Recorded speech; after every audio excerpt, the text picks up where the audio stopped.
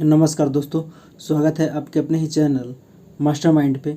ये सीरीज़ बिहार दरोगा prelims practice set 2 है, जो कि एडिटोरिया पुस्तक से ली गई है।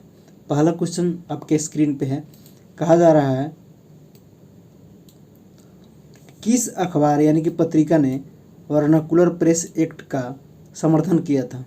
भरत मिहिर ने, या सोम प्रकाश ने, या पायनियर ने, या द हिंदू ने? तो पायनियर ने वर्नाकुलर प्रेस एक्ट का समर्थन किया था। तो इसका सही जवाब क्या हो जाएंगे? पायनियर।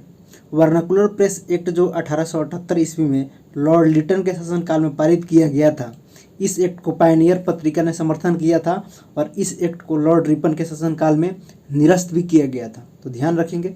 नेक्स्ट क्वेश्चन की तरफ हम लोग बढ़ते हैं। क्वेश्चन नंबर 2 में क्या कहा जा रहा है दोस्तों कि प्रथम आंग्ल मराठा युद्ध किसके शासनकाल के दौरान घटित हुई? कर्नवालिस की, या वारेन हेस्टिंग्स के, या रॉबर्ट क्लाइव के, या लॉर्ड वेलेस्ली के? तो प्रथम आंग्ल मराठा युद्ध जो कि 1775 से लेकर के 1782 ईस्वी तक हुई थी, इस समय भारत के गवर्नर वारेन हेस्टिंग्स थे। प्रथम आंग्ल मराठा युद्ध सालाबाई की संधि 1782 द्वारा समाप्त किया गया था। तो ध्यान रखेंगे, यहाँ पे क्या हो जाएंगे? Warren Hastings.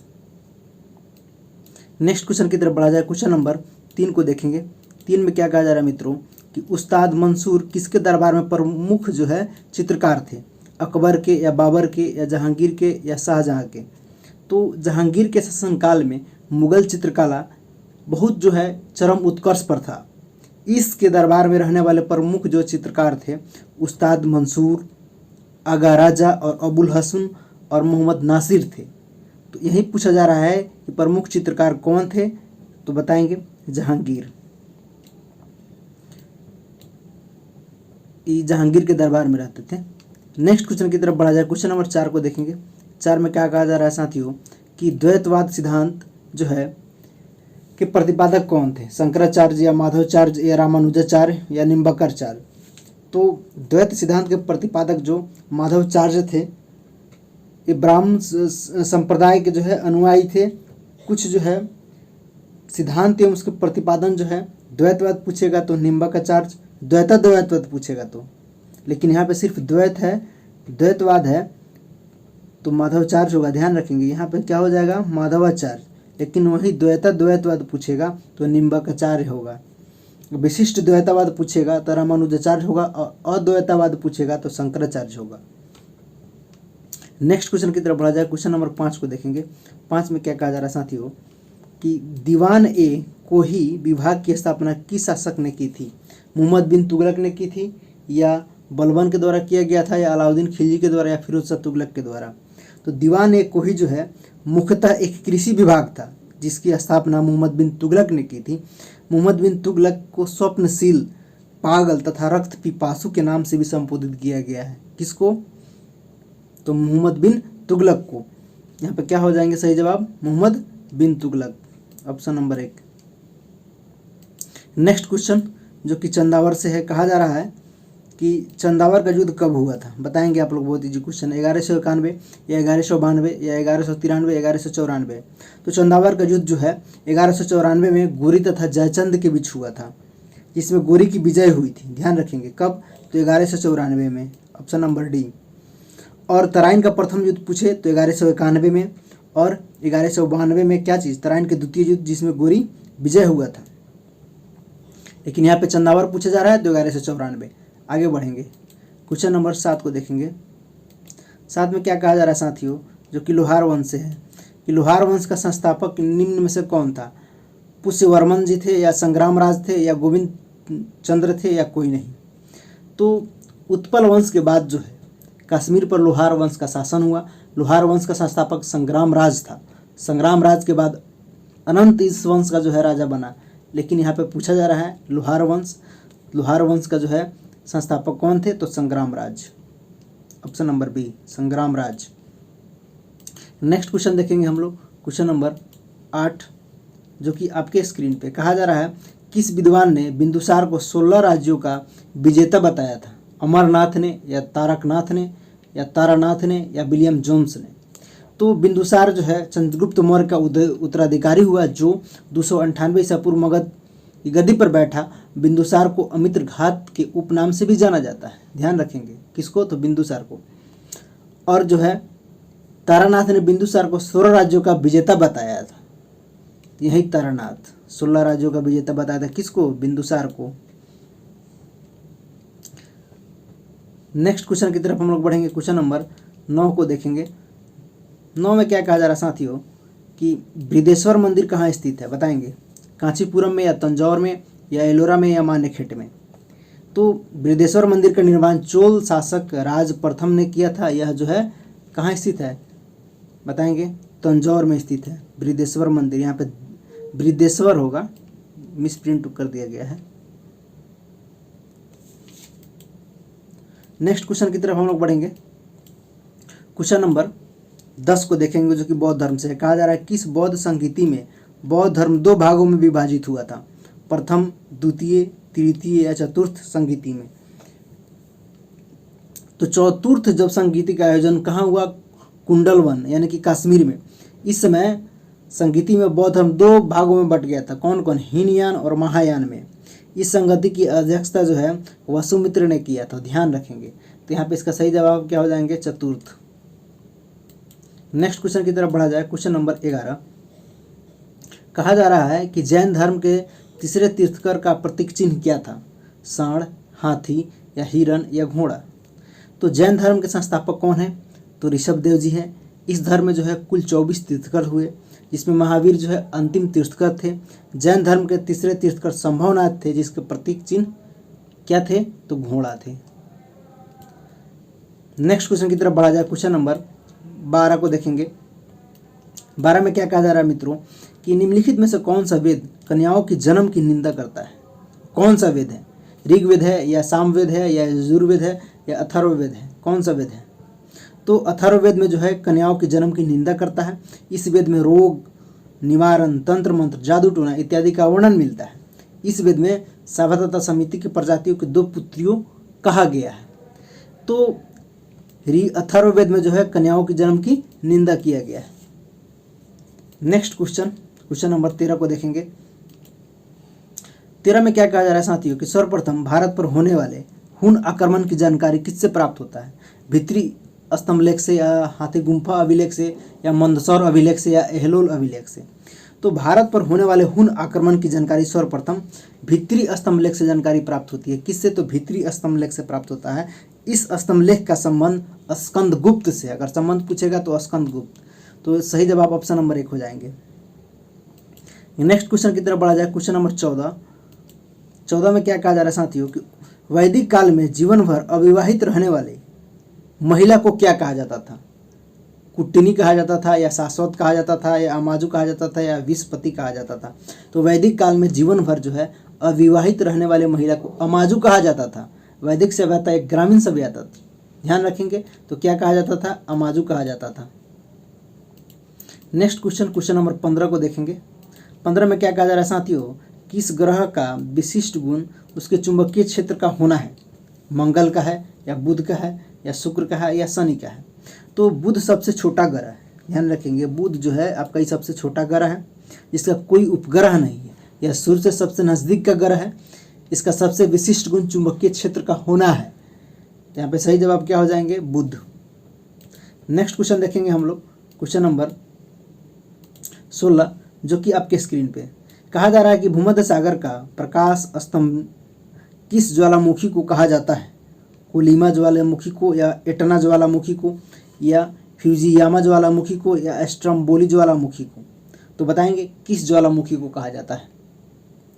तो स्ट्रम्बोली ज्वालामुखी जो है भूमध्य सागर का प्रकाश स्तंभ कहा जाता है। प्रकाश स्तंभ कहा जाता है। इस ज्वालामुखी में हमेशा जो है गैस निकलते रहता है, जिससे इसके आसपास का भाग प्रकाशित रहता है। इस कारण इस ज्वालामुखी को भूमध्य सागर का प्रकाश स्तंभ कहा जाता है। तो स्ट्रम्बोली ज्वालामुखी को, जो कि इसका ऑप्शन नंबर डी हो जाएंगे। नेक्स्ट देखेंगे हम लोग। क्वेश्चन नंबर 17 कहा जा रहा है कि निम्नलिखित में से कौन सा देश स्थलरूद्ध नहीं है, लाओस या कजाकिस्तान या उज्बेकिस्तान या थाईलैंड। तो स्थलरूद्ध देश अगर पूछ रहा है तो इसका तात्पर्य यह होता है कि ऐसे देश जिसकी सीमा समुद्र को नहीं छूती है। स्थलरूद्ध का मतलब ये हुआ। तो उपयुक्त जो जितना विकल्प है उसमें से थाईलैंड स्थलरूढ़ देश नहीं है, जबकि कजाकिस्तान सबसे बड़ा स्थलरूढ़ देश है। तो यहाँ पे पूछ रहा है स्थलरूढ़ नहीं है, तो कौन नहीं है? थाईलैंड। अगर पूछता कि स्थलरूढ़ सबसे बड़ा देश तो कौन होता? कजाकिस्तान, ये आपका होता। ठीक है ना, ध्यान रखेंगे। नेक्स्ट देखेंगे क्वेश्चन नंबर 18 में क्या कहा जा रहा है साथियों कि आसवान बांध किस नदी पर स्थित है? अमेजन पर या नील पर या कांगो पर या लिम्पोपो पर? तो आसवान बांध नील नदी पर स्थित है। किस नदी पर स्थित है? तो नील नदी पर स्थित है आसवान बांध, ध्यान रखेंगे, नील नदी पर। नील नदी का उद्गम स्थल विक्टोरिया झील है। नील नदी विश्व की सबसे लंबी नदी है, जबकि अमेजन विश्व की सबसे चौड़ी नदी है। ये अमेजन आपका ये सबसे लंबी है, ध्यान रखेंगे। नेक्स्ट क्वेश्चन देखेंगे हम लोग, क्वेश्चन नंबर 19 में क्या कहा जा रहा है साथियों? बाबा बुदन की पहाड़ी किस राज्य में स्थित है? तमिलनाडु में स्थित है या केरल में स्थित है या कर्नाटक में स्थित है या मिजोरम में स्थित है? तो बाबा बुदन की पहाड़ी तथा ब्रह्मगिरी की पहाड़ी दोनों जो है कर्नाटक राज्य में स्थित है। ये दोनों कर्नाटक राज्य में स्थित है, या दोनों धारवाड़ पठार का भाग है। तो यहाँ पे क्या हो जाएंगे? Karnataka, option number C. Next देखेंगे क्वेश्चन नंबर 20 में क्या कहा जा रहा है साथियों? कौन सी नदी कृष्णा की सहायक नदी है? मूसी या कोयना या दूधगंगा या जलांगी? तो मूसी, कोयना, दूधगंगा, मूसी, कोयना, दूधगंगा, जलांगी, दूधगंगा, पंचगंगा, घाट प्रभा आदि नदियाँ कृष्णा की सहायक नदी है, जबकि जलांगी हुगली की सहायक, ये नहीं है, ये हुगली की है, ध्यान रखेंगे। तो यहाँ पे क्या हो जाएंगे? 1, 2 और 3। तो देखिए किस ऑप्शन में है? ऑप्शन नंबर 20 का सही जवाब हो जाएंगे। नेक्स्ट देखेंगे क्वेश्चन नंबर 21। कहा जा रहा है कि भारत में सर्वाधिक वर्षा किस मानसून के कारण होती है? बताएंगे। दक्षिण पश्चिम मानसून के कारण या पूर्वी मानसून के कारण या उत्तर पश्चिम मानसून के कारण या प्रवर्ती मानसून के कारण? क्वेश्चन नंबर 21 का जवाब देंगे। तो भारत में सर्वाधिक वर्षा दक्षिण पश्चिम मानसून से होता है, ध्यान रखेंगे। इस मानसून का विस्तार जून से सितंबर माह तक होता है। इस मानसून के कारण भारत में 74% वर्षा होती है। तो यहाँ पे सही जवाब क्या हो जाएंगे? दक्षिण पश्चिम मानसून। नेक्स्ट देखेंगे क्वेश्चन नंबर 22 में क्या कहा जा रहा है साथियों? पड़ोसी देश बांग्लादेश के साथ कितने भारतीय राज्य सीमा साझा करती है? 3, 4, 5 या 6? तो भारत की सबसे लंबी सीमा बांग्लादेश के साथ साझा करता है 40-96 किलोमीटर। बांग्लादेश की सीमा साझा करने वाला राज्य 5 है, कौन कौन? असम, मेघालय, मिजोरम, त्रिपुरा और पश्चिम बंगाल। ध्यान रखेंगे कौन कौन राज्य है? असम, मेघालय, मिजोरम, त्रिपुरा और पश्चिम बंगाल। नेक्स्ट क्वेश्चन की तरफ बढ़ेंगे। क्वेश्चन नंबर 23 को देखेंगे मित्रों। 23 में क्या कहा जा रहा है? अगर आप लोग बना लिए हैं तो उसको रिवीजन कीजिए, एक बार देख लीजिए। चलिए, भारत तथा चीन के मध्य मैकमोहन रेखा का निर्धारण किस वर्ष किया गया था? बताएंगे। 1896 में किया गया था या 1914 में किया गया था, 1962 में, या उपयुक्त में से कोई नहीं? तो मैकमोहन रेखा भारत तथा चीन के मध्य स्थित है। इस रेखा का निर्धारण 1914 में शिमला में किया गया था। तो यहाँ पे सही जवाब क्या हो जाएंगे? 1914। नेक्स्ट देखेंगे क्वेश्चन नंबर 25 को देखेंगे मित्रों। 25 में क्या कहा जा रहा है कि शिमला तथा मनाली का क्षेत्र हिमालय के किस श्रेणी के अंतर्गत आते हैं? ट्रांस हिमालय के अंतर्गत आता है या शिवालिक हिमालय के अंतर्गत या हिमाद्री के या लघु हिमालय के अंतर्गत? बताएंगे। तो शिमला, कुल्लू, मनाली, मसूरी आदि का क्षेत्र जो है लघु हिमालय के अंतर्गत आता है, जबकि हरिद्वार, देहरादून आदि क्षेत्र जो है शिवालिक के अंतर्गत आता है। इस चीज़ को ध्यान रखेंगे, यहाँ पे क्या हो जाएंगे? लघु हिमालय। नेक्स्ट क्वेश्चन की तरफ बढ़ेंगे। क्वेश्चन नंबर 25 को देखेंगे मित्रों। 25 में क्या कहा जा रहा है कि दीनदयाल बंदरगाह किस राज्य में स्थित है? बताएंगे। गोवा में, महाराष्ट्र में या गुजरात में या केरल में? तो बताएंगे इसका क्या होगा सही जवाब। भारत के जो है पश्चिम तट पर गुजरात में दीनदयाल बंदरगाह स्थित है। पश्चिमी तट पर इसकी कुछ जो है बंदरगाह है, कौन कौन? मर्मागोवा जो कि गोवा में है, नन्हा सोवा महाराष्ट्र में और मंगलुरु कर्नाटक में है। तो यहाँ पे इसका क्या जवाब हो जाएंगे? यानी कि गुजरात। ये कहाँ बंदरगाह स्थित है? गुजरात में, दीनदयाल बंदरगाह गुजरात। आगे देखेंगे क्वेश्चन नंबर 26 को देखेंगे हम लोग। 26 में क्या कहा जा रहा है साथियों कि भारत के कुल तटीय भाग की लंबाई कितनी है? बताएंगे। बहुत ईजी क्वेश्चन है। 15,200 या 7,016.5 या 6100 या इनमें से कोई नहीं? जवाब देंगे। तो जितना ऑप्शन है उसमें से कोई नहीं होगा। यहाँ पे इसका आंसर क्या हो जाएंगे, उपयुक्त में से कोई नहीं, क्योंकि भारत की स्थल सीमा की लंबाई 15,200 किलोमीटर है। कितना, 15,200 किलोमीटर है तथा तटीय भाग की लंबाई 7,516.5 है, 7,516। तो इसलिए यहाँ पे दोनों में कोई ऑप्शन नहीं होगा, ध्यान रखेंगे। 15 देखिए, स्थल सीमा की लंबाई 15,200 किलोमीटर है, जबकि तटीय भाग की लंबाई 7,516.5 किलोमीटर है। ध्यान रखेंगे इसको। नेक्स्ट देखेंगे क्वेश्चन नंबर 27 में क्या कहा जा रहा है साथियों कि भारतीय दलहन शोध संस्थान कहाँ स्थित है। नई दिल्ली में है, भोपाल में है, या कानपुर में है, या मेरठ में है, बताएंगे। तो भारतीय दलहन शोध संस्थान कहाँ है, कानपुर में स्थित है। भारतीय चीनी तकनीकी संस्थान भी कानपुर में है। तो दोनों चीज़ को ध्यान रखेंगे, कहाँ है, कानपुर में, और चीनी वाला भी कानपुर में है। नेक्स्ट क्वेश्चन जो कि एसएसबी से है, कहा जा रहा है कि सीमा सुरक्षा बल की स्थापना किस वर्ष की गई थी, बताएंगे। Question number 28। तो सीमा सुरक्षा बल यानी कि बीएसएफ, एसएसबी नहीं, सशस्त्र सीमा बल नहीं पूछ रहा है, बॉर्डर सिक्योरिटी फोर्स के बारे में पूछ रहा है। तो इसकी स्थापना जो है 1965 में की गई थी। इसका मुख्यालय अगर पूछेगा तो कहाँ हो जाएगा, नई दिल्ली। ध्यान रखेंगे, इसकी जो है स्थापना 1965 में हुआ था। इसका मुख्यालय कहाँ है, दिल्ली में। वर्तमान में इसके निदेशक राकेश अस्थाना है, ध्यान रखेंगे। नेक्स्ट क्वेश्चन की तरफ बढ़ेंगे हम लोग। क्वेश्चन नंबर 29 को देखेंगे। 29 में क्या कहा जा रहा है साथियों, पारिस्थितिकी तंत्र शब्द सर्वप्रथम किसने प्रयोग किया था, बताएंगे। हैकल ने, या टॉन्सले ने, या विलियम गॉड ने, या हिकैटियस ने। तो वातावरण एवं जीव समुदाय के पारस्परिक संबंधों के अध्ययन को हम लोग पारिस्थितिकी बोलते हैं। सर्वप्रथम पारिस्थितिकी तंत्र शब्द का प्रयोग टॉन्सले ने किया था, टॉन्सले ने किया था। क्या हो जाएंगे यहाँ पे सही जवाब, Tansley, option number B. Next देखेंगे क्वेश्चन नंबर 30 में क्या कहा जा रहा है मित्रों कि भारत का पहला परमाणु रिएक्टर कौन है। तारापुर है, या ककरापारा है, या नरोरा है, या रावत भट्टा है। तो बताएंगे यहाँ पे क्या होगा सही जवाब, कौन है।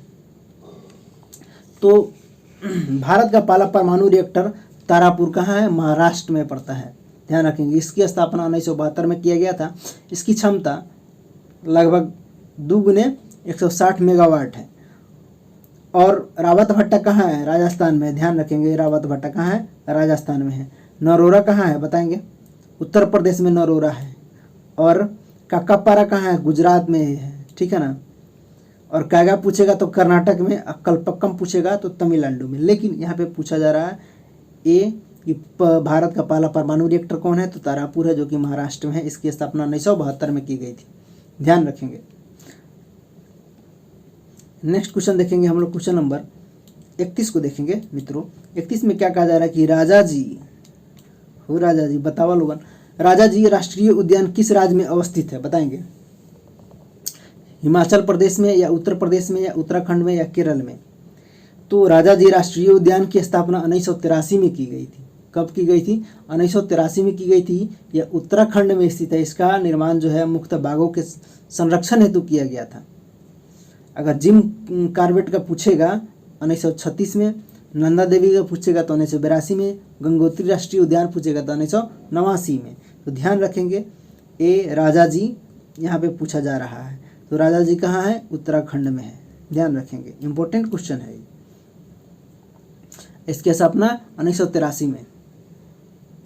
नेक्स्ट देखेंगे क्वेश्चन नंबर 32 में क्या कहा जा रहा है साथियों कि भारत में वन संरक्षण अधिनियम किस वर्ष पारित किया गया था। 1960 में पारित किया गया था, या 1972 में, या 1980 में, या 1986 में, बताएंगे।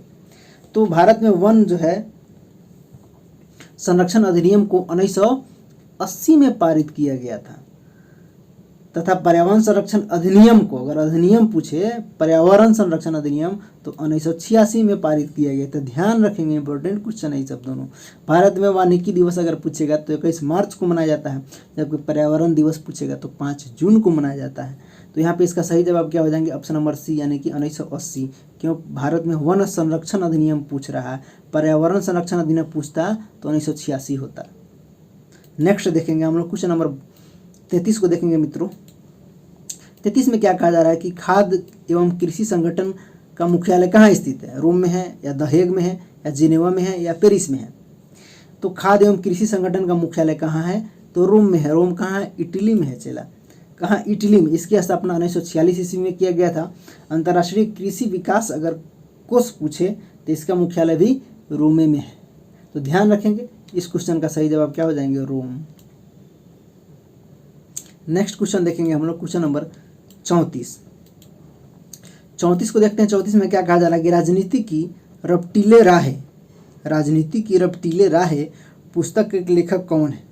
लाल कृष्ण अडवाणी लिखे हैं किताब, या राजीव गांधी जी, या अटल बिहारी वाजपेयी, या जयप्रकाश नारायण? बताएंगे। तो राजनीति की रपटीली राहें पुस्तक जो है अटल बिहारी वाजपेयी के द्वारा लिखा गया है। और संसद के 3 दशक पुस्तक के लेखक भी कौन है? अटल बिहारी वाजपेयी जी है। तो ध्यान रखेंगे, इस क्वेश्चन का जवाब क्या हो जाएंगे? अटल बिहारी वाजपेयी। नेक्स्ट क्वेश्चन की तरफ हम लोग बढ़ेंगे। क्वेश्चन नंबर 35 को देखेंगे। 35 में क्या कहा जा रहा है साथियों कि राष्ट्रीय पंचायती राज दिवस कब मनाया जाता है? अभी बिहार में चुनाव भी होने वाला है, बताएंगे आप लोग कब मनाया जाता है राष्ट्रीय पंचायती राज दिवस? दिवस पूछ रहा है पंचायती राज दिवस। ऑप्शन ए में दे रखा है 18 मार्च को, 24 अप्रैल को, 23 मई को, या 18 अप्रैल को। जवाब दीजिए आप लोग। तो राष्ट्रीय पंचायती राज दिवस जो है 24 अप्रैल को मनाया जाता है। कब? 24 अप्रैल को मनाया जाता है, ध्यान रखेंगे। जबकि विश्व विरासत दिवस जो है 18 अप्रैल को मनाया जाता है। विश्व विरासत पूछेगा तो 18 अप्रैल को मनाया जाएगा।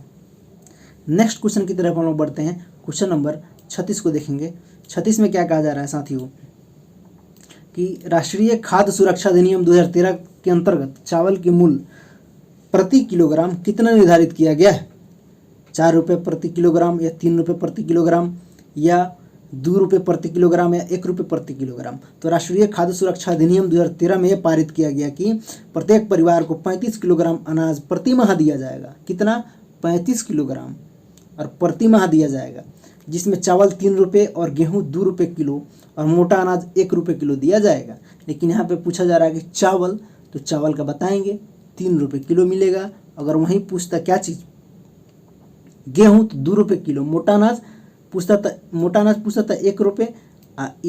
गेहूँ का रेट है, ध्यान रखेंगे। लेकिन यहाँ क्वेश्चन में पूछा जा रहा है चावल, तो चावल 3 रुपये मिलेगा भैया, ध्यान रखेंगे।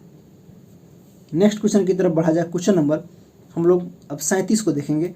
37 में क्या कहा जा रहा है कि राष्ट्रीय आय समिति का गठन किसकी अध्यक्षता में किया गया था? एम विश्वेश्वरैया के, या पीसी महालनोबिस के अध्यक्षता में, या दादा भाई नौरोजी के, या विकास शेखावत के अध्यक्षता में? तो बताएंगे इस क्वेश्चन का क्या होगा सही जवाब। राष्ट्रीय आय समिति का गठन जो है 1949 में किया गया था। राष्ट्रीय आय के अनुमान के लिए पीसी महालनोबिस की अध्यक्षता में किया गया था। पीसी महालनोबिस की अध्यक्षता में किया गया था। कब किया गया था? तो 1949 में किया गया था।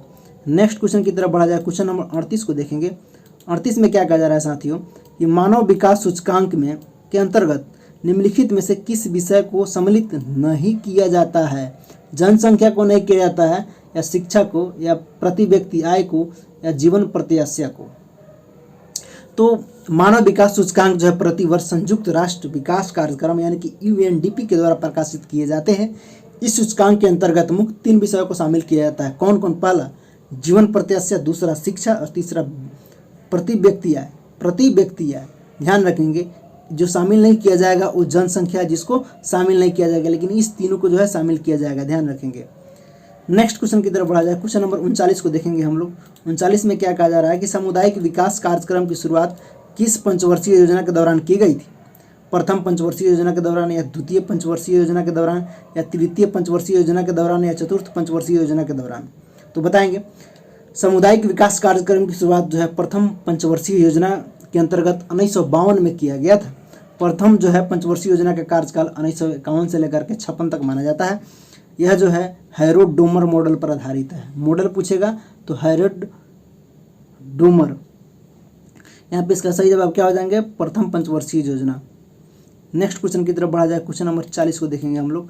40 में क्या कहा जा रहा है मित्रों कि आर्थिक दृष्टिकोण से विनिर्माण तथा बिजली निर्माण किस क्षेत्र के अंतर्गत आते हैं? प्राथमिक क्षेत्र के अंतर्गत आएंगे, या द्वितीय क्षेत्र के अंतर्गत, या तृतीय क्षेत्र के अंतर्गत, या ए एवं बी दोनों संयुक्त रूप से? तो बताएंगे। तो विनिर्माण तथा बिजली निर्माण द्वितीय क्षेत्र के अंतर्गत ये दोनों आते हैं, जबकि कृषि प्राथमिक क्षेत्र तथा सेवा तृतीय क्षेत्र के अंतर्गत आते हैं। ध्यान रखेंगे, लेकिन यहाँ पे द्वितीय क्षेत्र के ही होंगे क्योंकि बिजली के बारे में पूछा जा रहा है। नेक्स्ट क्वेश्चन की तरफ बढ़ा जाए। क्वेश्चन नंबर हम लोग 41 को देखेंगे मित्रों। 41 में क्या कहा जा रहा है कि भारतीय संविधान द्वारा गठित सलाहकार समिति के अध्यक्ष कौन थे? भीमराव अंबेडकर थे या राजेंद्र प्रसाद जी थे या सरदार पटेल थे या जेबी कृपलानी थे? तो संविधान सभा द्वारा गठित सलाहकार समिति के अध्यक्ष सरदार वल्लभ भाई पटेल थे। इस समिति के अंतर्गत 2 उप समितियाँ थी। कौन कौन? मूल अधिकार उप समिति जिसका अध्यक्ष जेबी कृपलानी जी थे, ये जेबी कृपलानी, और अल्पसंख्यक उप समिति जिसका अध्यक्ष एच.सी. मुखर्जी थे। लेकिन यहाँ पे पूछा जा रहा है कि सलाहकार समिति के अध्यक्ष कौन थे? तो बताएंगे सरदार पटेल। सही जवाब यहाँ पे सरदार पटेल हो जाएंगे। नेक्स्ट क्वेश्चन की तरफ बढ़ा जाए। क्वेश्चन नंबर हम लोग 42 को देखेंगे साथियों। 42 में क्या कहा जा रहा है कि उपराष्ट्रपति से क्वेश्चन है साथियों। उपराष्ट्रपति पद किस देश के संविधान से लिया गया है? बहुत इजी क्वेश्चन है, बताएंगे। अमेरिका से लिया गया है या रूस से लिया गया है या कनाडा से लिया गया है या आयरलैंड से लिया गया है?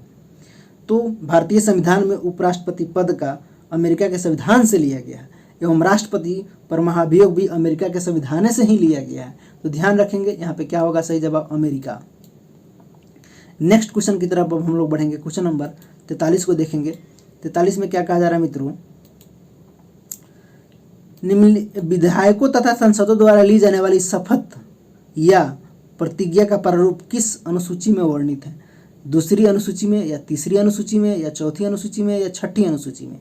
तो भारतीय संविधान के अंतर्गत कुल 12 अनुसूचियाँ है। कितना है? तो 12 अनुसूचियाँ है, जिसके तीसरे अनुसूची में विधायकों, सांसदों तथा मंत्रियों द्वारा ली जाने वाली शपथ प्रतिज्ञान का उसी में विवरण है। तो किस में? तो तीसरे में। ध्यान रखेंगे, तीसरे में। नेक्स्ट क्वेश्चन देखेंगे हम लोग। क्वेश्चन नंबर 44 को देखेंगे साथियों। 44 में क्या कहा जा रहा है कि भारतीय नागरिकता को कितने तरीकों से समाप्त किया जा सकता है? 5 तरीके से, 4 तरीके से या 3 तरीके से? उपयुक्त में से कोई नहीं। तो भारत में नागरिकता 3 तरीके से समाप्त किया जा सकता है। पहला प्रत्याग से, दूसरा पर्यवसान के द्वारा, और तीसरा जो है वंचित करके। भारत में नागरिकता 5 तरीके से प्राप्त की जा सकती है। हम 3 तरीके से समाप्त किया जा सकता है, लेकिन प्राप्त करने के लिए 5 गो तरीका होगा। ध्यान रखेंगे। लेकिन यहाँ पे जवाब क्या हो जाएंगे? 3 तरीके। लेकिन एक और बात सुन लीजिए, ये समाप्त करने का बात है। प्राप्त करने का पूछेगा तो 5 तरीके से: जन्म से, वंशानुगत से, और रजिस्ट्रीकरण से, और देशीकरण से, और भारत के राज्य क्षेत्र में मिल जाने से। लेकिन यहाँ पे समाप्त करने के बारे में पूछा जा रहा है तो 3 तरीके से। नेक्स्ट क्वेश्चन देखेंगे हम लोग। क्वेश्चन नंबर 45 को देखेंगे साथियों। 45 में क्या कहा जा रहा है मित्रों? किस संविधान संशोधन के द्वारा 6 वर्ष से लेकर के 14 वर्ष तक के सभी बच्चों को निःशुल्क एवं अनिवार्य शिक्षा उपलब्ध कराया गया है? 84वां संविधान संशोधन के अंतर्गत या 86वां संविधान संशोधन के अंतर्गत या 88वां संविधान संशोधन के अंतर्गत? उपयुक्त में से कोई नहीं। तो 86 आपका जो संविधान संशोधन था उसके द्वारा जो है शिक्षा को अधिकार को मूल अधिकार बनाया गया। इसके अनुसार जो है 6 से 14 वर्ष के बच्चों को निःशुल्क एवं अनिवार्य शिक्षा उपलब्ध कराया गया है। तो ध्यान रखेंगे यहाँ पे क्या हो जाएंगे? सही जवाब 86 संविधान संशोधन। नेक्स्ट क्वेश्चन देखेंगे। क्वेश्चन नंबर 46 आप लोग भी बनाते चलेंगे। 46 में क्या कहा जा रहा है कि राष्ट्रीय स्मारकों, स्थान तथा वस्तुओं का संरक्षण किस अनुच्छेद में वर्णित है? अनुच्छेद 47 में वर्णित है, अनुच्छेद 48 में वर्णित है, या अनुच्छेद 49 में, या अनुच्छेद 50 में? तो भारतीय संविधान के किस जो है अनुच्छेद में वर्णित है ये पूछा जा रहा है, बताएंगे, जवाब देंगे आप लोग। तो भारतीय संविधान के अनुच्छेद 49 के तहत जो है राष्ट्रीय महत्व के स्मारकों, स्थानों तथा वस्तुओं का संरक्षण करने का काम करेगा। तो यहाँ पे क्या हो जाएंगे? किस अनुच्छेद के अंतर्गत? तो अनुच्छेद 49 के अंतर्गत। ध्यान रखेंगे। नेक्स्ट क्वेश्चन देखेंगे हम लोग। क्वेश्चन नंबर 47 को देखेंगे साथियों। 47 में क्या कहा जा रहा है कि भारत के वर्तमान राष्ट्रपति तथा उपराष्ट्रपति का अपने पद के अनुसार क्रमशः क्या है? 12, यानी कि राष्ट्रपति का क्रम पूछा जा रहा है और उपराष्ट्रपति का क्रम। तो 12 एवं 13 है, या 13 एवं 14 है, या 14 एवं 13 है, या 13 एवं 12 है? तो बताएंगे।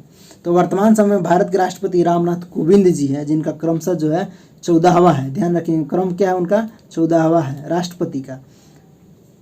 उपराष्ट्रपति जो है एम वेंकैया नायडू जी है, जिनका क्रम जो है 13वां है।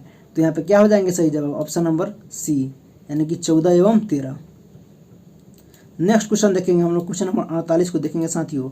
48 में क्या कहा जा रहा है कि लोकसभा अध्यक्ष अपना परित्याग पत्र किसे सौंपता है? राष्ट्रपति को सौंपेंगे, या प्रधानमंत्री को सौंपेंगे, या लोकसभा उपाध्यक्ष को सौंपेंगे, या मुख्य न्यायाधीश को सौंपेंगे? तो लोकसभा अध्यक्ष अपना त्याग पत्र लोकसभा उपाध्यक्ष को सौंपने का काम करते हैं, जबकि लोकसभा उपाध्यक्ष, अगर उपाध्यक्ष की बात की जाए तो वो अपना त्याग पत्र जो है लोकसभा अध्यक्ष को, एक दूसरे को।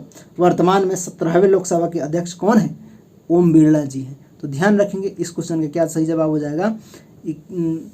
अध्यक्ष किसको सौंपेंगे? उपाध्यक्ष को सौंपेंगे। अगर उपाध्यक्ष पूछता है तो अध्यक्ष को सौंपते, तो ध्यान रखेंगे। नेक्स्ट क्वेश्चन की तरफ बढ़ा जाए, क्वेश्चन नंबर 49 को देखेंगे हम लोग। 49 में क्या कहा जा रहा है साथियों कि भारत में किसी राज्य को विशेष राज्य का दर्जा किस फार्मूले के आधार पर दिया जाता है? डोमर फार्मूले के आधार पर, या महालनोबिस फार्मूले के आधार पर, या रंगराजन फार्मूले के आधार पर, या गॉडगिल फार्मूले के आधार पर? जैसे बिहार को विशेष राज्य का दर्जा भी नहीं मिला है, इसके लिए बार बार माननीय मुख्यमंत्री जी अपील करते हैं।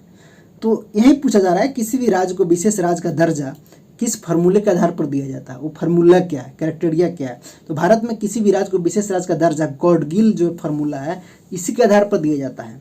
इसके लिए जो उस राज्य की आर्थिक स्थिति, आर्थिक संरचना तथा सामरिक महत्ता को आधार माना जाता है। इसके अंतर्गत विशेष राज्य को मिलने वाली वित्तीय सहायता में 90% जो है अनुदान तथा 10% अनुदान जो है ऋण होता है। वर्तमान में भारत में 11 राज्यों को विशेष राज्य का दर्जा प्राप्त है, ध्यान रखेंगे। तो यहाँ पे पूछा जा रहा है किस फार्मूले के अंतर्गत, तो बताएंगे आप लोग गॉडगिल फार्मूले के अंतर्गत। ऑप्शन नंबर डी इनका सही जवाब होगा। नेक्स्ट क्वेश्चन की तरफ बढ़ा जाए, क्वेश्चन नंबर 50 को देखेंगे।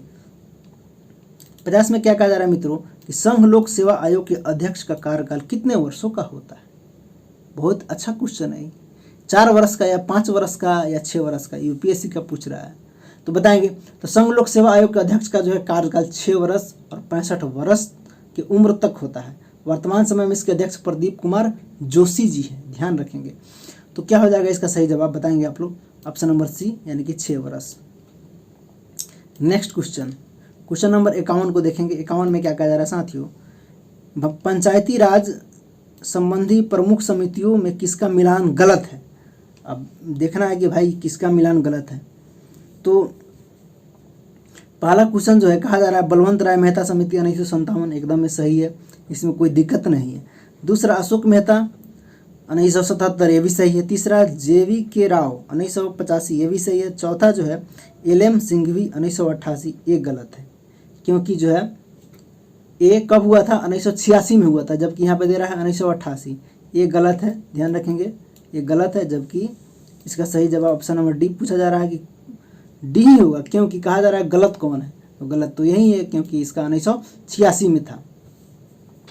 नेक्स्ट क्वेश्चन की तरफ बढ़ा जाए, क्वेश्चन नंबर हम लोग 52 को देखेंगे। 52 में क्या कहा जा रहा है मित्रों, शिक्षा किस सूची के अंतर्गत आता है? संघ सूची के अंतर्गत, या राज्य सूची के अंतर्गत, या समवर्ती सूची के अंतर्गत, या उपयुक्त में से कोई नहीं? बहुत इजी क्वेश्चन है, जवाब दीजिए आप लोग 52 का। तो शिक्षा समवर्ती सूची का विषय है, जबकि जनगणना संघ सूची का विषय है। वर्तमान में संघ सूची, राज्य सूची तथा समवर्ती सूची में विषयों की संख्या क्रमशः जो है 100 है, 61 है और 52 है, ध्यान रखेंगे। तो यहाँ पे क्या हो जाएंगे, समवर्ती सूची, ऑप्शन नंबर सी।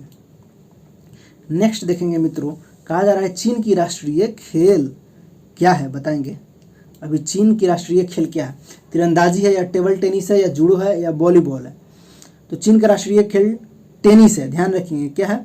टेनिस है। जबकि भूटान का राष्ट्रीय खेल क्या है आपका? तीरंदाजी है। यहाँ पे इसका क्या सही जवाब हो जाएगा? Table tennis. चीन का राष्ट्रीय खेल पूछा जा रहा है, ये किसका है? भूटान का है।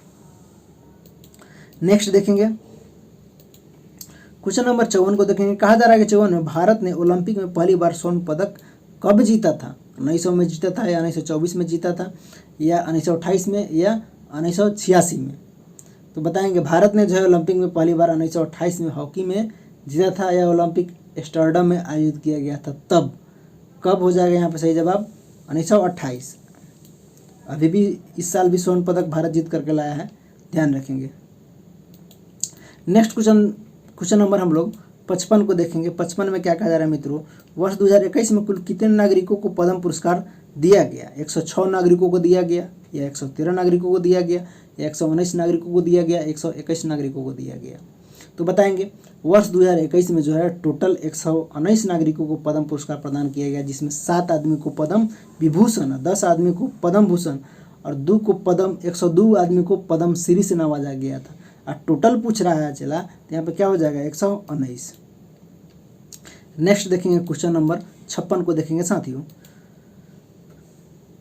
56 में क्या कहा जा रहा है मित्रों कि किसी जीवित शरीर के भीतर कोशिका या ऊतक की मृत्यु को क्या कहते हैं। बायोलॉजी से क्वेश्चन है। नेफ्रोसिस कहते हैं या नेक्रोसिस कहते हैं या न्यूट्रोफिलिया कहते हैं, उपयुक्त में से कोई नहीं, बताएंगे। तो किसी जीवित शरीर के भीतर कोशिका या ऊतक की मृत्यु को नेक्रोसिस कहा जाता है। क्या चीज़ कहा जाता है? नेक्रोसिस कहा जाता है मित्रों। ऑप्शन नंबर बी इसका सही जवाब हो जाएंगे, नेक्रोसिस कहा जाता है। नेक्स्ट क्वेश्चन देखेंगे हम लोग, क्वेश्चन नंबर 57 का देखेंगे मित्रों। 57 में क्या कहा जा रहा है कि निम्नलिखित में से कौन सा पुरुषों में लिंग गुणसूत्रों के जोड़ों को दर्शाता है। पुरुष में पूछा जा रहा है, ध्यान रखेंगे, XX या XY या YY या उपयुक्त में से कोई नहीं। तो मानव में जो टोटल कितना होता है 23 जोड़े यानी कि 46 गुणसूत्र होते हैं, जिसमें 22 जोड़े ऑटोसोम तथा एक जोड़े जो है 23वां लिंग निर्धारण लिंग जो है गुणसूत्र होता है। पुरुष में 23वां गुणसूत्र जो है XY, जबकि महिलाओं में पूछेगा तो XX होता है। तो ध्यान रखेंगे, यहाँ पे क्या हो जाएंगे सही जवाब बताएंगे आप लोग। यानी कि पुरुष में पूछ रहा है तो XY हो जाएगा, रही महिला में पूछता तो XX होता। 23 जोड़ी होता है, टोटल 46 होते हैं गुणसूत्रों की संख्या। नेक्स्ट देखेंगे क्वेश्चन नंबर 58 को देखेंगे मित्रों। 58 में क्या कहा जा रहा है कि प्रकाश संश्लेषण के दौरान प्रकाशीय ऊर्जा किस में प्रवाहित होता है। विकिरण ऊर्जा में प्रवाहित होता है या रासायनिक ऊर्जा में प्रवाहित होता है या यांत्रिक ऊर्जा में प्रवाहित होता है या B तथा C दोनों में। तो बताएंगे 58 का क्या होगा सही जवाब। तो प्रकाश संश्लेषण के दौरान पौधे सूर्य से प्रकाश की उपस्थिति में जल तथा क्लोरोफिल द्वारा अपना भोजन स्वयं बनाते हैं। प्रकाश संश्लेषण के दौरान प्रकाशीय ऊर्जा का परिवर्तन रासायनिक ऊर्जा में होता है, ध्यान रखेंगे। यहाँ पे क्या हो जाएंगे सही जवाब, रासायनिक ऊर्जा। नेक्स्ट देखेंगे हम लोग क्वेश्चन नंबर 59 को देखेंगे मित्रों। 59 में क्या कहा जा रहा है कि निम्नलिखित में से कौन सा ग्रीन हाउस गैस का उदाहरण नहीं है। ध्यान रखेंगे, यहाँ पे पूछ रहा है नहीं है, बहुत बच्चा गलती कर देता है नहीं में और है में। तो बताएंगे, तो पूछा जा रहा है कि ग्रीन हाउस गैस का उदाहरण नहीं है, जलवाष्प नहीं है, कार्बन डाइऑक्साइड नहीं है, नाइट्रिक ऑक्साइड नहीं है, क्लोरोफ्लोरोकार्बन नहीं है। तो जलवाष्प, कार्बन डाइऑक्साइड, क्लोरोफ्लोरोकार्बन आदि ग्रीन हाउस गैस के सब उदाहरण हैं, जबकि नाइट्रिक ऑक्साइड इसका उदाहरण नहीं है, ये नहीं है। ऑप्शन नंबर C हो जाएगा इसका सही जवाब। नेक्स्ट क्वेश्चन देखेंगे हम लोग, क्वेश्चन नंबर 60 को देखेंगे मित्रों। 60 में क्या कहा जा रहा है कि निम्नलिखित में से कौन सा जंतु स्तनपायी नहीं है। शार्क नहीं है या चूहा नहीं है या चमगादड़ नहीं है या सभी। स्तनपायी यहाँ पे पूछ रहा है नहीं है, ध्यान रखेंगे। तो बताएंगे गाय, चमगादड़, चूहा आदि ये सब जो क्या है स्तनपायी है, जबकि शार्क आपका मत्स्य वर्ग है। तो यहाँ पे पूछा जा रहा है नहीं है स्तनपायी, तो ये नहीं है, बाकी सब है, चूहा और चमगादड़ है। नेक्स्ट देखेंगे क्वेश्चन नंबर 61। 61 में क्या कहा जा रहा है, मानव मस्तिष्क में कितने निलय होते हैं बताइए आप लोग। 2 निलय होते हैं या 4 निलय होते हैं या 12 या 33। तो मानव मस्तिष्क में कुल 4 निलय होते हैं। कितने होते हैं? 4 निलय होते हैं। 2 पार्श्व निलय जो कि दाएं और बाएं गोलार्ध में होते हैं, तृतीय निलय अग्र मस्तिष्क में, जबकि चतुर्थ निलय पश्चिम मस्तिष्क में होता है। तो टोटल पूछ रहा है तो 4 होगा, ध्यान रखेंगे। नेक्स्ट क्वेश्चन की तरफ बढ़ा जाए साथियों, क्वेश्चन नंबर हम लोग 62 को देखेंगे। 62 में क्या कहा जा रहा है कि निम्नलिखित में से कौन सा मानव मूत्र का एक असमान घटक है, सोडियम या एल्युमिनियम या यूरिया या सभी। तो मानव मूत्र में समानता जो है 95% जल, 2% अनावश्यक लवण और 2.6% यूरिया तथा 0.3% यूरिक अम्ल होते हैं। मूत्र का पीला रंग यूक्रोम के कारण होता है। मूत्र में एल्बुमिन, एल्बुमिन ठीक है ना, तो ये नहीं पाया जाता है, ध्यान रखेंगे। तो यही क्वेश्चन में पूछ रहा है मानव मूत्र का एक असमान घटक है, तो यही एक असमान घटक है, जबकि ये सब है। नेक्स्ट देखेंगे क्वेश्चन नंबर 63 को देखेंगे साथियों। 63 में क्या कहा जा रहा है, मानव शरीर का सबसे बड़ा अंग कौन सा है बताएंगे। आप लोग बायो पढ़ते हैं तो बताइए, गुर्दा या यकृत या हृदय या मस्तिष्क। तो मानव शरीर का सबसे बड़ा आंतरिक जो है यंग अंग कौन है आपका, लीवर यानी कि यकृत, ये ठीक है। यह शरीर की सबसे बड़ी ग्रंथि है, ध्यान रखेंगे। लीवर का वजन जो है 1.5 किलोग्राम होता है, जबकि यह 15 से 22 सेंटीमीटर लंबा होता है। लंबा पूछेगा तो 15 से 22 सेंटीमीटर, वजन पूछेगा तो 1.5 किलोग्राम। नेक्स्ट क्वेश्चन फिजिक्स से कहा जा रहा है कि इतना ओम के प्रतिरोध वाले 150 वोल्टेज लगाया जाता है तो प्रतिरोध द्वारा कुल खर्च कितनी शक्ति होगी? 750 वाट या 6000 वाट या 10,000 वाट या 15,000 वाट, बताएंगे। तो आर का मान रेसिस्टेंस कितना दिया हुआ है बताएंगे, 1.5 ओम, और आपका वोल्ट कितना दिया हुआ है 150 वोल्ट। तो क्या निकालेंगे? पी। तो पी इजकल टू क्या होता है, फॉर्मूला डालिए, वी स्क्वायर बटा में आर स्क्वायर। तो वी स्क्वायर का मान रख दीजिए और बटा में आर स्क्वायर का मान रख दीजिए, जो आएगा वही आंसर होगा। कमेंट करके बताइएगा क्या आंसर होगा। क्या फॉर्मूला डालिएगा यहाँ पे, वी स्क्वायर बटा में आर स्क्वायर, ठीक है ना, ये आर स्क्वायर, यानी कि v का मान रख दीजिएगा। तो v का मान रखिएगा तो 150 गुना 150 बट्टा में आर स्क्वायर का मान रखिएगा तो क्या हो जाएगा बताइए। काट कुट के जितना आएगा वहीं आपका आंसर आएगा। नेक्स्ट क्वेश्चन की तरफ बढ़ा जाए। आप लोग इस क्वेश्चन का जवाब दीजिएगा। क्वेश्चन नंबर 64 का जवाब हम छोड़ देते हैं, आप लोग कमेंट में कमेंट जरूर कीजिएगा। नेक्स्ट क्वेश्चन की तरफ बढ़ा जाए। क्वेश्चन नंबर 65 को देखते हैं। 65 में क्या कहा जा रहा है कि पानी की बूंदों का तैलीय पृष्ठ पर न चिपकने का कारण क्या है? पृष्ठ तनाव के कारण नहीं चिपकता है, या संसंजक बल के कारण नहीं चिपकता है, या असंजक बल के कारण, या उपयुक्त में से कोई नहीं, बताएंगे। तो पानी की बूंदे तथा तैलीय पृष्ठों के अणुओं के आसंजक बल का मान पानी के अणुओं के मध्य संसंजक बल से कम होता है, अतः असंजक बल के अभाव के कारण पानी की बूंदे पृष्ठ पर नहीं चिपकती है। तो ध्यान रखेंगे, यहाँ गलती मत कर देंगे, असंजक बल के कारण, ठीक है ना। नेक्स्ट क्वेश्चन की तरफ बढ़ेंगे। क्वेश्चन नंबर हम लोग 66 को देखेंगे मित्रों। 66 में क्या कहा जा रहा है कि तुलकारी उपग्रह के परिक्रमण की अवधि कितनी होती है? 24 घंटे या 36 घंटे या 30 दिन या 365 दिन। तो तुलकारी उपग्रह जो है पृथ्वी की सतह से 35,786 किलोमीटर की ऊंचाई पर पृथ्वी के घूर्णन की दिशा में परिक्रमण करते रहता है तथा इसकी परिक्रमण अवधि 24 घंटे के समान होती है। यहाँ पे क्या हो जाएगा सही जवाब, 24 घंटा। नेक्स्ट क्वेश्चन देखेंगे। पेंडुलम से कहा जा रहा है पेंडुलम को चंद्रमा पर ले जाने पर उसके आवर्तकाल पर क्या प्रभाव पड़ेगा? घटेगा या बढ़ेगा या शून्य हो जाएगा? उपयुक्त में से कोई नहीं। तो पेंडुलम को जब चंद्रमा पर ले जाइएगा तो उसकी अवधि क्या होती है? बढ़ जाती है, ठीक है ना, ध्यान रखेंगे। क्या हो जाएगा? बढ़ जाएगा। ऑप्शन नंबर बी, बढ़ जाएगा पेंडुलम। आगे देखेंगे। क्वेश्चन नंबर 59 कहा जा रहा है 59 में साथियों जवाब दीजिए आप लोग। 68 में कि एक्स किरणें किस प्रकार की तरंग है? अनुप्रस्थ तरंग है या अनुदैर्ध्य तरंग है या विद्युत चुंबकीय तरंग है या उपयुक्त में से कोई नहीं। तो एक्स किरणें जो है एक चुंबकीय तरंग का उदाहरण है। इसका खोज कौन किया था? रोंटगन ने किया था। विद्युत चुंबकीय तरंग जो है बिना किसी माध्यम की सहायता से केवल जो है विद्युत तथा चुंबकीय दोनों के माध्यम से संचरण करती है। तो ध्यान रखेंगे एक्स किरणें किस प्रकार की तरंग है? तो विद्युत चुंबकीय तरंग है। इसका खोज रोंटगन ने किया था। रोंटगन खोज पूछेगा तो रोंटगन ने किया था। किस प्रकार के पूछ रहा है? विद्युत चुंबकीय तरंग है एक्स किरण। नेक्स्ट क्वेश्चन देखेंगे हम लोग। क्वेश्चन नंबर 69 को देखेंगे मित्रों। 69 में क्या कहा जा रहा है साथियों?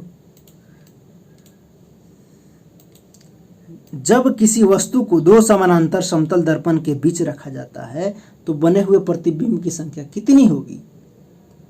तो यदि दो समतल दर्पण एक दूसरे के समानांतर रख दिए जाए तो उनके बीच शून्य अंश का कोण बनेगा। क्या बनेगा? शून्य अंश का कोण बनेगा तथा दर्पण के बीच रखे वस्तु अनंत प्रतिबिंब बनेगा। ध्यान रखेंगे क्या चीज? अनंत प्रतिबिंब बनेगा। कब? दो वस्तु के समानांतर समतल दर्पण के बीच। ऑप्शन नंबर डी इसका सही जवाब हो जाएगा, अनंत प्रतिबिंब बनेगा भैया इसमें। नेक्स्ट क्वेश्चन की तरफ बढ़ा जाए। क्वेश्चन नंबर 70 को देखेंगे जो कि आपके आई से है। कहा जा रहा है कि वर्णधाता नामक रोग किसके प्रयोग द्वारा दूर किया जा सकता है? अवतल लेंस के प्रयोग के द्वारा या उत्तल लेंस के द्वारा या बाइफोकल लेंस के द्वारा? उपयुक्त में से कोई नहीं, तो बताएंगे। तो वर्णधाता यानी कि कलर ब्लाइंडनेस जिसको हो जाता है, एक प्रकार का अनुवांशिक रोग होता है। ध्यान रखेंगे ये एक प्रकार का क्या होता है? अनुवांशिक रोग होता है। और इस रोग को किसी भी लेंस के द्वारा क्या हो सकता है? ठीक नहीं किया जा सकता है। तो यहाँ पे क्या हो जाएगा सही जवाब? उपयुक्त में से कोई नहीं इसका जवाब होगा, उपयुक्त में से कोई नहीं। नेक्स्ट क्वेश्चन देखेंगे मित्रों, क्वेश्चन नंबर 71 को देखेंगे हम लोग। 71 में क्या कहा जा रहा है कि निम्नलिखित में से कौन एक निष्क्रिय गैस का उदाहरण है? नाइट्रोजन है या आर्गन है या हाइड्रोजन है या ऑक्सीजन है?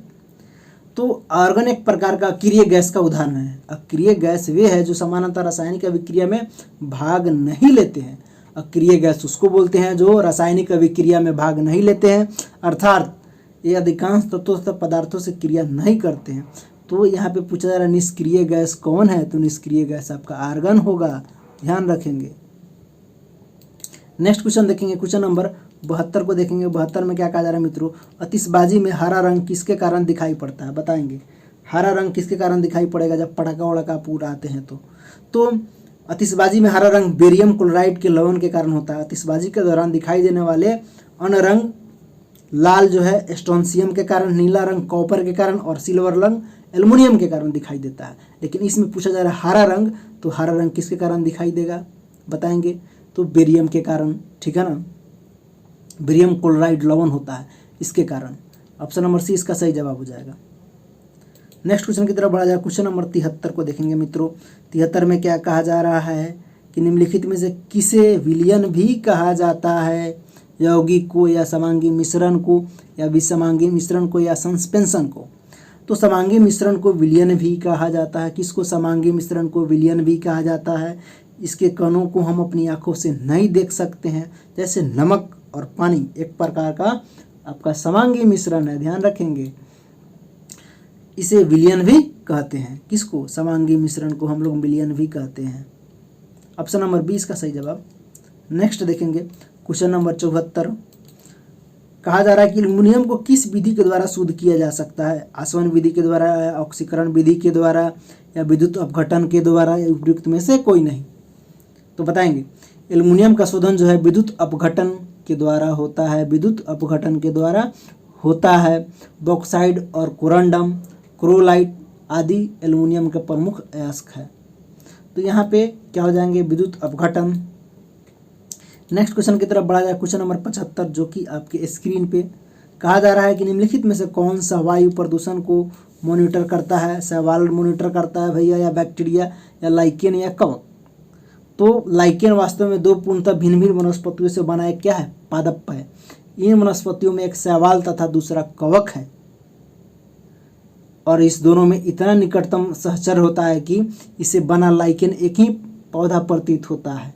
अतः लाइकेन वायु प्रदूषक के सूचक है, ध्यान रखेंगे। कौन? तो ये लाइकेन आपका option number C. Next question का जवाब देंगे, आप लोग पढ़ेंगे और जवाब दीजिए। क्वेश्चन नंबर 76 को पढ़िए।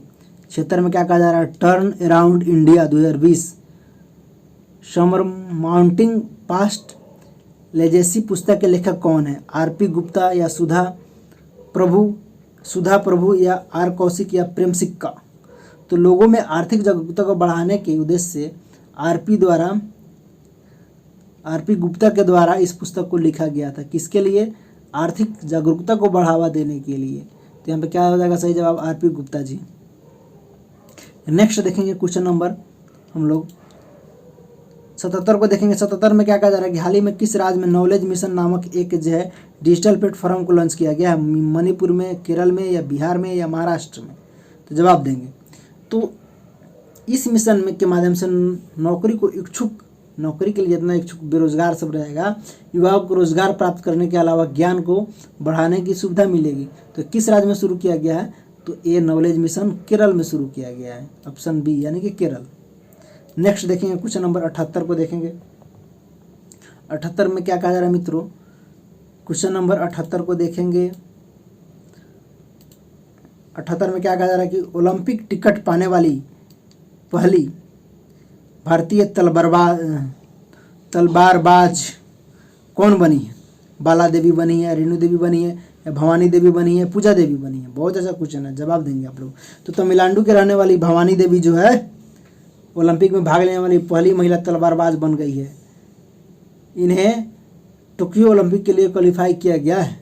किनको? तो भवानी देवी ने टोक्यो ओलंपिक के लिए क्वालिफाई भी कर लिया है और खेल भी समाप्त हो गया है। क्वेश्चन नंबर हम लोग 79 को देखेंगे। 79 में क्या कहा जा रहा है कि हाल ही में भारत का पहला केंद्रीकृत जो है एसी रेलवे टर्मिनल कहाँ स्थापित किया गया है? सूरत में या मैसूर में या बेंगलुरु में या कोलकाता में? तो भारत में हाल ही में केंद्रीकृत एसी रेलवे टर्मिनल जो है ये बेंगलुरु में स्थापित किया गया है। ध्यान रखेंगे कहाँ? बेंगलुरु में। इसको हम बेंगलुरु में जो है स्थापित करने का काम किया गया है। यह रेलवे स्टेशन जो है 4200 किलोमीटर तक फैला। इसका नाम जो है SRM विश्वेश्वरैया टर्मिनल भी है। नेक्स्ट क्वेश्चन की तरफ बढ़ेंगे। क्वेश्चन नंबर हम लोग 80 को देखेंगे। 80 में क्या कहा जा रहा है मित्रों कि हाल ही में किस राज्य सरकार ने नाव पुस्तकालय खोलने की घोषणा किया है? या उड़ीसा ने किया है, या पश्चिम बंगाल ने किया है, या केरल ने, या गोवा ने? बहुत अच्छा क्वेश्चन है। नाव पुस्तकालय की घोषणा किस सरकार ने शुरू करने का काम किया है? तो हाल ही में पश्चिम बंगाल के कोलकाता में नाव पुस्तकालय की शुरुआत की गई है। इस पुस्तकालय में बच्चे बोटिंग के द्वारा आनंद लेते हुए किताब पढ़ सकेंगे। कहाँ? पश्चिम बंगाल में। नेक्स्ट क्वेश्चन की तरफ बढ़ा जाए। क्वेश्चन नंबर 81 को देखेंगे। 81 में क्या कहा जा रहा है मित्रों कि सार्वजनिक स्थानों पर पूर्ण चेहरा ढकने पर प्रतिबंध लगाने हेतु किस राष्ट्र ने मतदान किया है? फिनलैंड ने, या स्वीडन ने, या स्पेन ने, या स्विट्जरलैंड ने? तो स्विट्जरलैंड ने लगभग सभी सार्वजनिक स्थानों पर बुर्का और नकाब सहित पूर्ण चेहरे के आवरण पर प्रतिबंध लगाने के प्रस्ताव में पक्ष में मतदान किया है। तो कौन हो जाएगा? स्विट्जरलैंड हो जाएगा। Option number D. Next question की तरफ बढ़ा जाए। क्वेश्चन नंबर 82 को देखेंगे। 82 में क्या कहा जा रहा है मित्रों कि वर्ष 2021 में डस्टक्लिक सेकेंड सैन्य अभियान का आयोजन किन दो देशों के बीच मध्य हुआ? भारत उज्बेकिस्तान, या भारत तुर्की, या भारत अफगानिस्तान, या भारत कजाकिस्तान? तो बताएंगे यहाँ पे क्या होगा सही जवाब। तो भारत और उज्बेकिस्तान के बीच संयुक्त सैन्य अभ्यास डस्टक्लिक सेकेंड यानी कि रानीखेत उत्तराखंड में आयोजित हुआ था। यह भारत और उज्बेकिस्तान की सेनाओं के वार्षिक द्विपक्षीय संयुक्त अभ्यास का दूसरा संस्करण भी है। तो क्या हो जाएगा यहाँ पे सही जवाब? बताएंगे ऑप्शन नंबर 1 यानी कि भारत और उज्बेकिस्तान के बीच। क्वेश्चन नंबर हम लोग 83 को देखेंगे मित्रों। 83 में क्या कहा जा रहा है कि भारत ने सहतूत बांध के निर्माण के लिए किस देश के साथ समझौता किया? पाकिस्तान के साथ, या ताजिकिस्तान के साथ, या कजाकिस्तान के साथ, या अफगानिस्तान के साथ? तो बताएंगे यहाँ पे क्या होगा सही जवाब। तो भारत और अफगानिस्तान के बीच सहतूत बांध के निर्माण के लिए एक समझौता ज्ञापन पर हस्ताक्षर हुआ है। यह जो है परियोजना भारत और अफगानिस्तान के बीच नई विकास साझेदारी का एक हिस्सा है। लालंदर यानी कि सहतूत बांध काबुल शहर की सुरक्षित पेयजल संबंधी ज़रूरतों को पूरा करेगा। आसपास के इलाकों को सिंचाई का पानी प्रदान भी करेगा। सिंचाई और जल निकासी के मौजूदा नेटवर्क को पुनर्जीवित करने का भी काम करेगा। इस इलाके में बाढ़ सुरक्षा और प्रबंधन के प्रयासों से सहायता करेगा और इस क्षेत्र को बिजली भी प्रदान करने का काम करेगा। तो किसके साथ शुरू किया गया है? तो अफगानिस्तान के साथ शुरू किया गया है। ऑप्शन नंबर डी के साथ, यानी कि अफगानिस्तान के साथ। अभी इस पर तालिबान का कब्जा है, ध्यान रखेंगे। नेक्स्ट क्वेश्चन की तरफ हम लोग बढ़ेंगे। क्वेश्चन नंबर 84 को देखेंगे। 84 में क्या कहा जा रहा है मित्रों कि 93वें अकादमी पुरस्कार के लिए लाइव एक्शन श्रेणी में 10 जो है लघु फिल्मों में किस भारतीय लघु फिल्म को चुना गया है? द वैन को, द प्रेजेंट को, द ह्यूमन वॉइस को, या बिट्टू को? तो जवाब देंगे क्या होगा। भारतीय लघु फिल्म बिट्टू को जो लाइव एक्शन श्रेणी में 93वें अकादमी पुरस्कारों के लिए चुना गया। किसको? तो बिट्टू को। फिल्म का नाम क्या है? बिट्टू। ध्यान रखेंगे, बिट्टू को चुना गया है। ऑप्शन नंबर डी यानी कि बिट्टू को चुना गया है। नेक्स्ट क्वेश्चन की तरफ हम लोग क्वेश्चन नंबर 85 को देखेंगे। 85 में क्या कहा जा रहा है साथियों कि प्रधानमंत्री नरेंद्र मोदी ने हाल ही में किस राज्य में BPCL के प्रोपिलीन व्युत्पन्न पेट्रोकेमिकल परियोजना का उद्घाटन किया? उत्तर प्रदेश में, या हरियाणा में, या केरल में, या तमिलनाडु में? तो प्रधानमंत्री नरेंद्र मोदी द्वारा केरल के कोची में BPCL प्रोपिलीन व्युत्पन्न पेट्रोकेमिकल परियोजना का उद्घाटन किया गया है। कहाँ? तो केरल के कोची में। ऑप्शन नंबर सी इसका सही जवाब हो जाएगा। नेक्स्ट क्वेश्चन की तरफ हम लोग देखेंगे। क्वेश्चन नंबर 86 को देखेंगे मित्रों। 86 में क्या कहा जा रहा है? क्वेश्चन नंबर 86 में क्या कहा जा रहा है साथियों कि हाल ही में अंतर्राष्ट्रीय सौर गठबंधन के नए महानिदेशक के रूप में किसे चुना गया है? डॉक्टर अजय माथुर को चुना गया है, या उपेंद्र त्रिपाठी को चुना गया है, या अरुण कुमार को चुना गया है, या मधुकर मधुर दीपंकर को चुना गया। तो अंतर्राष्ट्रीय सौर गठबंधन के टेरी के महानिदेशक जो डॉक्टर अजय माथुर को नया महानिदेशक के रूप में नियुक्त किया गया। किसको? डॉक्टर अजय माथुर को, डॉक्टर अजय माथुर को, डॉक्टर अजय माथुर को। नेक्स्ट क्वेश्चन की तरफ हम लोग देखेंगे। क्वेश्चन नंबर 87 को देखेंगे। 87 में क्या कहा जा रहा है साथियों? ग्लोबल फायर पावर रैंकिंग 2021 के अनुसार दुनिया में सबसे ज़्यादा सैन्य क्षमता किस देश के पास है? रूस के पास है, या अमेरिका के पास है, या चीन के पास है, या भारत के पास है? तो ग्लोबल फायर पावर रैंकिंग 2021 के अनुसार दुनिया में सबसे ज़्यादा सैन्य क्षमता वाला देश कौन है? तो अमेरिका है। भारत चौथे स्थान पर है, ध्यान रखेंगे। अमेरिका जो है नंबर 1 पर है और भारत आपका चौथे पर है। नेक्स्ट क्वेश्चन की तरफ हम लोग बढ़ेंगे। क्वेश्चन नंबर 88 को देखेंगे। 88 में क्या कहा जा रहा है साथियों? कि केंद्रीय मंत्रिमंडल ने सौर ऊर्जा के क्षेत्र में सहयोग के लिए किस देश के साथ MOU की मंजूरी दी है? तजाकिस्तान के साथ, या कजाकिस्तान के साथ, या उज्बेकिस्तान के साथ, या किर्गिस्तान के साथ? तो केंद्रीय मंत्रिमंडल ने भारत और उज्बेकिस्तान के बीच जो है सौर ऊर्जा के क्षेत्र में सहयोग के लिए एक सहमति पत्र जो है MOU को मंजूरी दिया है। किसके साथ हो जाएगा बताएंगे? तो उज्बेकिस्तान के साथ, यानी कि ऑप्शन नंबर सी इसका सही जवाब हो जाएगा, उज्बेकिस्तान, उज्बेकिस्तान के साथ। नेक्स्ट क्वेश्चन की तरफ बढ़ेंगे हम लोग, जो कि हुनर हाट से बताएंगे। कहा जा रहा है कि हुनर हाट 2021 का आयोजन लखनऊ में किया गया, जिसका थीम क्या था? युवा उत्सव, नए भारत का, आत्मनिर्भर भारत में योगदान, या आत्मनिर्भर भारत, या vocal for local?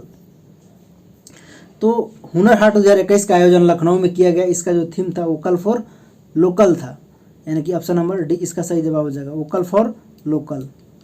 Next question की तरफ बढ़ेंगे हम लोग। क्वेश्चन नंबर 19 को देखेंगे, यानी कि 90 को। 90 में क्या कहा जा रहा है कि किस प्रसिद्ध लेखक या लेखिका को 30वां सरस्वती सम्मान पुरस्कार 2021 से सम्मानित किया गया है? डॉक्टर सायला केनी को, या डॉक्टर राजेंद्र सिंह को, या डॉक्टर शरण कुमार लिम्बाले को, या डॉक्टर विकास सेन को? तो प्रसिद्ध मराठी लेखक डॉक्टर शरण कुमार लिम्बाले को वर्ष 2000 के 30वां जो है सरस्वती सम्मान हेतु चुना गया है। इन्हें यह पुरस्कार मराठी उपन्यास सनातन के लिए दिया गया है। ध्यान रखेंगे, किसी लिए? तो मराठी उपन्यास सनातन के लिए दिया गया है। यहाँ पे डॉक्टर शरण कुमार लिम्बाले को दिया गया 30वां सरस्वती पुरस्कार, ऑप्शन नंबर सी, ध्यान रखेंगे।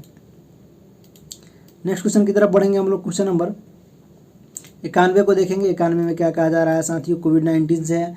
कोविड-19 टीकाकरण अभियान के प्रथम चरण की शुरुआत भारत में कब की गई? 14 जनवरी 2021 को की गई, या 15 जनवरी 2021 को की गई, या 16 जनवरी 2021 को की गई, या 17 जनवरी 2021 को की गई?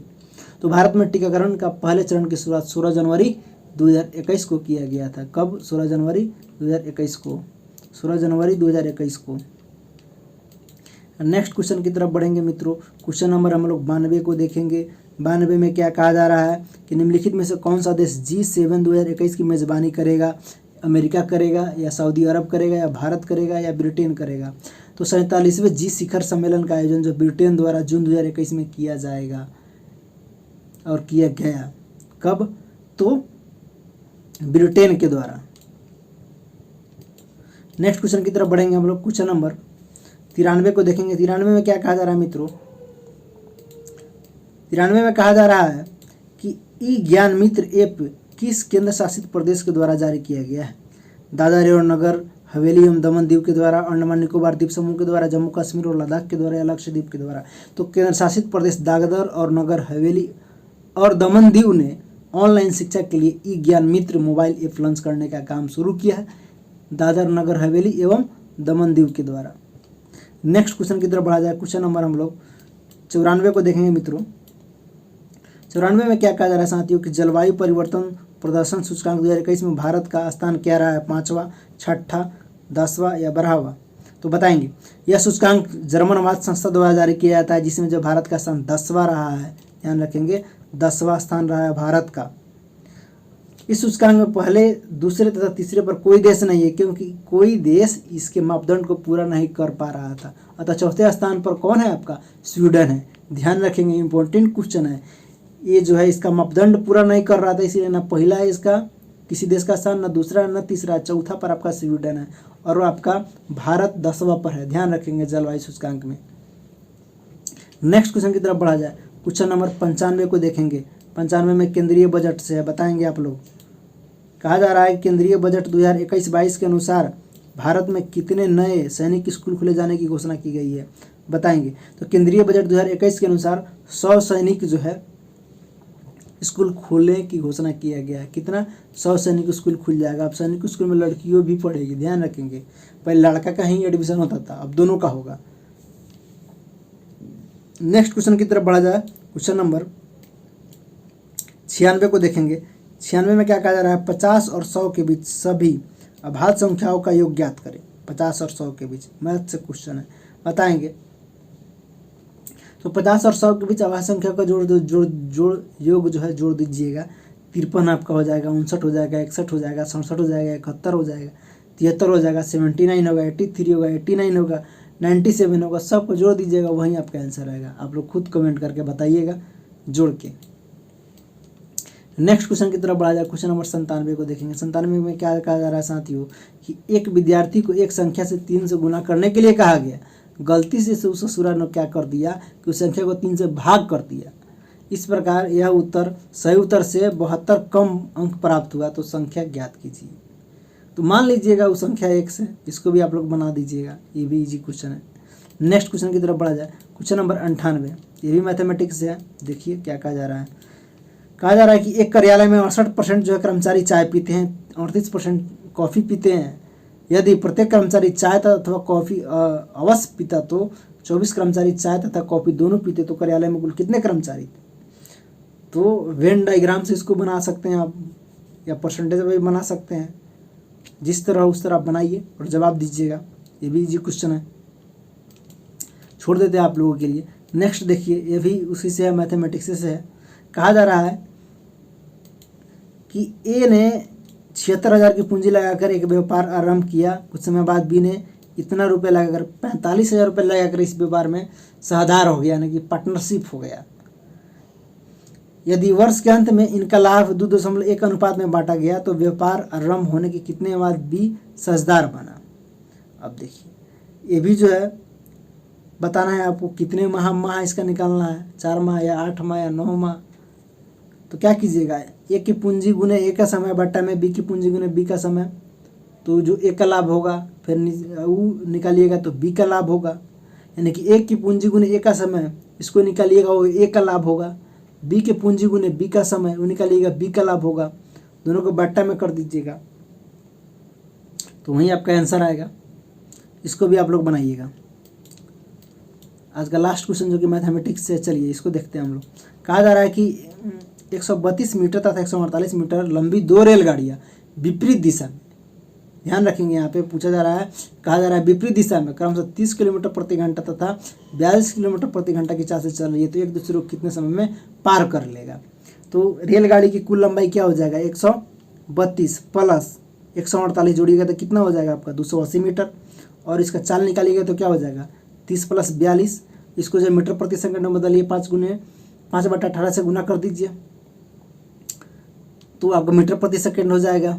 तो इसको अगर आप जोड़िएगा तो क्या हो जाएगा 280 मीटर, और इन दोनों को जोड़िएगा तो कितना हो जाएगा बताइए 72। इसको बदलिएगा मीटर प्रति सेकंड में तो कितना हो जाएगा 5/18 से गुना कीजिएगा तो 18 चौका 72 यानी कि 20 मीटर प्रति सेकंड।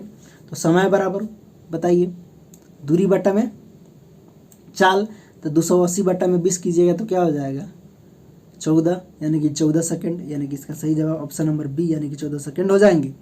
वीडियो देखने के लिए और साथ देने के लिए बहुत बहुत धन्यवाद। हम फिर मिलते हैं इसके नेक्स्ट वीडियो में। इस वीडियो को आप अपने सारे दोस्तों में ज़रूर शेयर कर दें ताकि वे भी देख सकें। और हाँ, आप लोग कमेंट करके ज़रूर बताइएगा कि कितना आपका मार्क्स आ रहा है। धन्यवाद।